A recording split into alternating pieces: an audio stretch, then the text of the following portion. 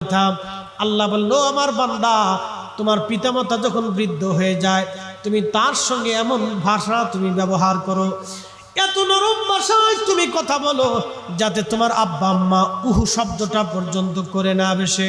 তুমি তার দিকে দয়ার নজর দাও, মায়ার নজর দাও, এহসান করো, দয়া করো, সুন্দর আচরণ করো, নম্র ভাষায় কথা বলো, তার দিকে মায়ার ভালোবাসা দাও। ছোট্টকালে তোমার যেইভাবে ভালোবাসতো, তুমিও বাবা মাকে সেইভাবে ভালোবাসো। أخفض لهما جناح الذل من الرحمة, তুমি তোমার বাবা মাকে রহম করো, দয়া করো। কারণ তুমি যেই দিন ছোট্ট ছিলা, তোমার বাবা মা তোমাকে রহম করেছিল। বাবা মা ইচ্ছা করলে